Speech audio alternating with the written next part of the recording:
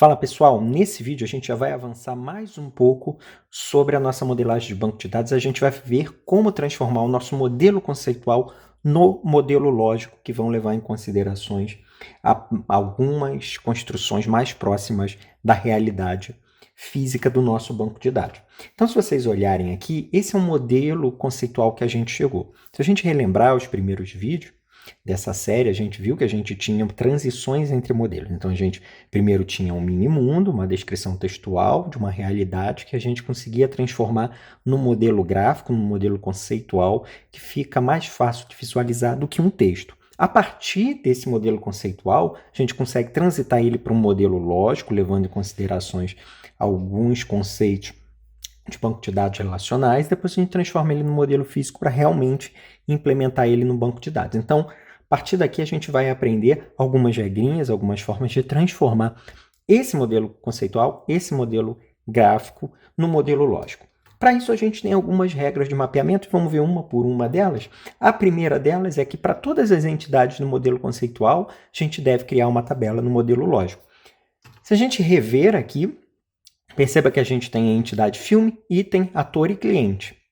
E a gente já viu, a gente até fez, já até induziu um pensamento de transformar essas entidades em tabelas, já falando, até já adiantando o conceito. Então aqui, para cada uma dessas aqui, a gente vai transformar ela em uma tabela. E aqui a gente vai representar logicamente a tabela com o nome da entidade, abre parênteses, fecha parênteses, que ali dentro a gente vai colocar algumas outras construções. E ela já vem logo em seguida, porque cada atributo que você tem dentro da sua entidade, marcada na sua entidade, eles serão colunas na sua tabela criada. Então percebam que aqui a gente tem diversos atributos, atributos identificadores e atributos comuns, e a partir dali a gente adiciona todas elas dentro dos parênteses das suas respectivas entidades. Então, a gente ali vai ter filme, código, título, gênero, sinopse, duração, que são os atributos, por exemplo, da entidade filme. Então, a gente está, logicamente, definindo o que a gente construiu textualmente. E, mais para frente, a gente vai ver que isso aqui vai facilitar bastante a criação do nosso modelo físico e do nosso dicionário de dados, por exemplo. A nossa terceira regrinha é que os identificadores das entidades no modelo conceitual, todos eles vão ter que ser identificados no nosso modelo lógico, sendo sublinhados. Então, percebam aqui que a gente tem os nossos códigos identificadores para cada uma das entidades, e toda entidade tem que ter pelo menos um código identificador, para evitar redundância de dados. E no modelo lógico, percebam que a gente tem que, para cada um desses códigos, sublinhar eles. Percebam que cada uma das quatro tem, agora a gente já tinha adicionado eles como atributo, agora a gente vai sublinhar para identificar que ele é a nossa chave identificadora dentro do nosso modelo lógico. A partir daí, a gente começa, a partir desse momento, as regras anteriores a gente só olhava para a entidade. Agora a gente vai ver 3 regrinhas que a gente vai olhar para os relacionamentos. A gente vai começar um relacionamento 1 para 1. Que talvez seja o mais polêmico por terem várias abordagens dependendo do que vocês estiverem trabalhando. Por exemplo, o relacionamento 1 por 1, ele vai ser mapeado incorporando a chave primária, a chave identificadora de uma entidade na outra entidade. Aí você vai escolher entre qual dessas entidades você vai copiar a chave primária, a chave identificadora na outra. Vamos ver aqui no exemplo. Por exemplo, eu tenho uma entidade X, uma entidade Y, um relacionamento. Percebam que a cardinalidade é 1 para 1. Vou mapear a tabela de cada uma, X e Y ali, abro os parênteses, pego o ID X, que é a chave primária de X, e o ID Y, que é uma chave primária de Y. Agora eu preciso materializar esse relacionamento.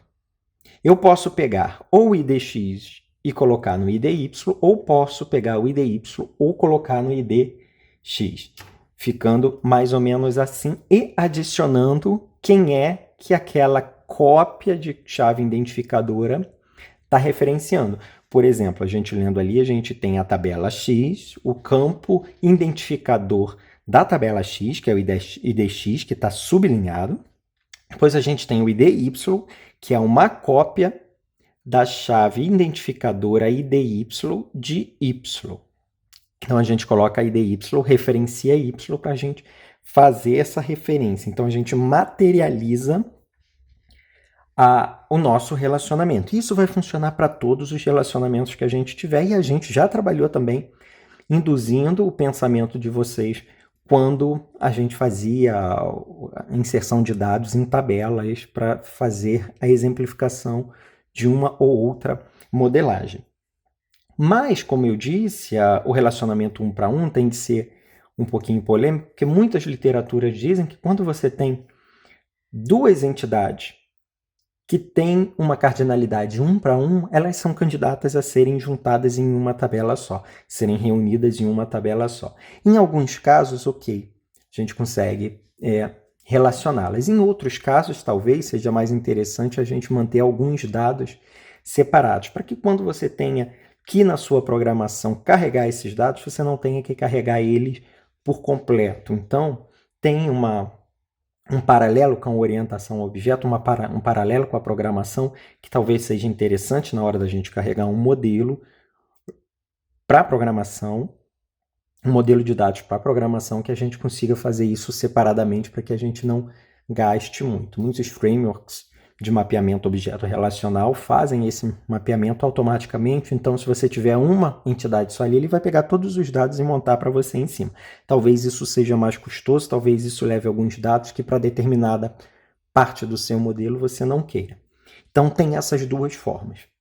Então, só para ficar ciente, só para ficar registrado. A próxima é o relacionamento 1 para N ou N para 1, que a gente vai copiar a chave identificadora da entidade com cardinalidade menor, que é a cardinalidade 1. Então, a entidade com cardinalidade maior, copia a chave da cardinalidade menor. Vejam aqui que a gente tem filme e item, onde o filme possui muitos itens. Então, o item ele tem uma cardinalidade maior, é o N. Então, essa tabela, essa entidade, vai copiar o código do filme. Então, percebam que o código do filme daqui, ele vai vir para cá. Eu vou, inclusive, mudar código para código filme, porque eu não posso ter, num modelo lógico, dois atributos com o mesmo nome. Então, eu já tenho o código ali de item representando o item, tem tipo, preço, data, alocação, data de devolução, e copiei o código filme do filme. Uma vez que eu copiei, eu tenho que referenciar também. Então, eu coloco o código filme, referencia filme. Percebam que o código filme é o nome do atributo na minha tabela item. Ele está referenciando o filme. Toda vez que a gente coloca referencia alguma entidade, referencia alguma tabela, a gente está sempre referenciando o atributo identificador daquela entidade, o atributo identificador daquela tabela, que nesse caso aqui é o código. Então, eu sei que a minha materialidade do relacionamento se dá através do código filme, que está em item, e o código, que é o atributo identificador de filme. Então, como a gente pode ver aqui, esse código filme é a cópia que a gente fez aqui, uma cópia totalmente independente que vai referenciar esse filme aqui. Quando eu referencio o filme, eu sempre referencio o atributo identificador. E por isso, para a gente manter esse tipo de integridade, para manter essa referência, essa materialização, a gente precisa pelo menos de uma chave primária, uma chave identificadora, um atributo identificador dentro de cada entidade. Aqui a gente tem um outro caso também. Percebam que o item, novamente, é a cardinalidade maior, então a gente vai copiar o código do cliente para o item. Agora percebam que eu vou ter código cliente, código filme e código cliente dentro do item. Então o código filme vai referenciar o filme e o código cliente vai referenciar o cliente, esse código aqui de cliente. Se a gente olhar mais aqui, a gente vai ter o último, que é o relacionamento N por N.